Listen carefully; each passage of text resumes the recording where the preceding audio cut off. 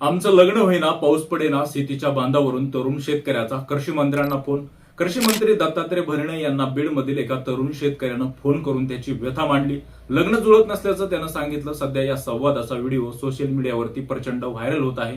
तरुण शेतकरी आणि दत्तात्रय भरणे यांच्यात नेमकं काय बोलणं झालं, सविस्तर समजून घेऊया त्या व्हिडिओच्या माध्यमातून. डोक्यावर वाढते कर्ज, लग्न होईना आणि राज्यामध्ये पावसाच्या दडीमुळे शेतीचं नुकसान, यामुळे राज्यातील तरुण शेतकरी सध्या चिंतेत आहे. बीडमधील अशाच एका शेतकऱ्यानं थेट शेतीच्या बांधावरून राज्याचे कृषी मंत्री दत्तमामा भरणे यांना फोन केला. आमचे लग्न होईना, पाऊस नाही, आमची कर्जमाफी सरसकट करण्याची मागणी या तरुण शेतकऱ्यानं कृषी मंत्र्याकडे केली. आयटी रिटर्न भरलेल्या शेतकऱ्यांना देखील कर्जमाफी द्या, असे मत या शेतकऱ्यानं मांडले. अशोक माने असं या शेतकऱ्याचं नाव असून तो बीड जिल्ह्यातील आष्टीचा आहे.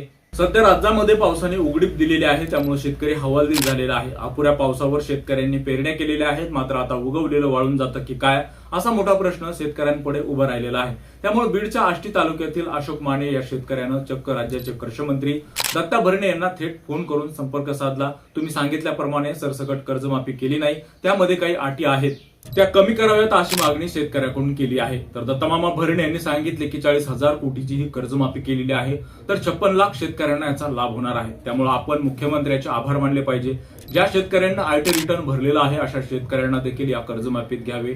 सध्या पावसाचं जे संकट आहे ते मानव निर्मित नाही, निसर्ग निर्मित संकट आहे, त्याला कुणीही काही करू शकत नाही. तरुण शेतकरी आणि दत्ता भरणे यांच्यात नेमकं काय बोलणं झालं. शेतकरी: नमस्कार. मंत्री दत्तमामा भरणे: नमस्ते.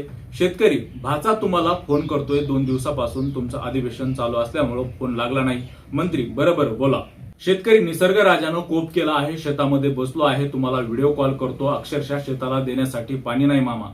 मंत्री: बरोबर. शेतकरी: मामा, आम्हाला वाटलं होतं तुम्ही भाच्याच्या डोक्यावरचे कर्ज पूर्ण फेडाल आणि 7/12 कोरा कराल, तुम्ही 7/12 कोरा करताल असे म्हटले होतं, तसं काही झालं नाही. आज आमच्यावरती खूप वाईट वेळ आलेली आहे, माझ्या शेजारील शेतकऱ्यांच्या मुलाचे लग्न होत नाहीयेत. मंत्री: खरं मुख्यमंत्र्यांचे आभार मानले पाहिजे, तेवढी मोठी ऐतिहासिक कर्जमाफीचा निर्णय घेतलेला आहे. अशा अडचणीच्या काळामध्ये कुठलीही निवडणूक समोर नसताना देखील कर्जमाफीचा निर्णय घेतलेला आहे.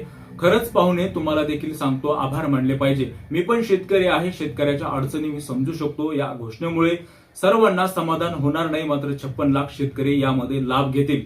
शेतकरी: राज्याच्या मुख्यमंत्र्याचं आणि तुमचं स्वागत करतो आणि इथं असं काही म्हणत नाहीये मामा, फक्त तेवढ्या अटी केलेल्या आहेत त्या थोड्या शिथिल करा. मंत्री: पाऊस नाही हे निसर्गाचे संकट आहे, ते मानव निर्मित संकट नाही, पण आपल्याला सर्वांना मार्ग काढावे लागेल आणि विश्वास ठेवावा लागेल. मंत्री: अपेक्षा समोर ठेवून जावे लागेल, कारण आपण अपेक्षावरच जगतो. शेतकरी: मामा, तुम्ही मायबाप सरकार आहात, कर्जमाफीतील अटी शिथिल करा, शेतकऱ्यांच्या पाठीशी तुम्ही खंबीरपणे उभा राहा. मंत्री: कुठली अट ते तर करू द्या. शेतकरी: सरकार म्हटले होते 7/12 कोरा करू. मंत्री: ते होणार नाही. खरंच सरकारची आर्थिक परिस्थिती खूप अडचणीची आहे, तरीही मुख्यमंत्र्यांनी चांगला निर्णय घेतला आहे. शेवटी जे मिळते ते त्याचे स्वागत केले पाहिजे, असा संवाद शेतकरी आणि मंत्री दत्तमामा भरणे यांच्यामध्ये झाला आणि सध्या ही सोशल मीडियावरती व्हिडिओ क्लिप व्हायरल होत असताना आपण पाहतोय.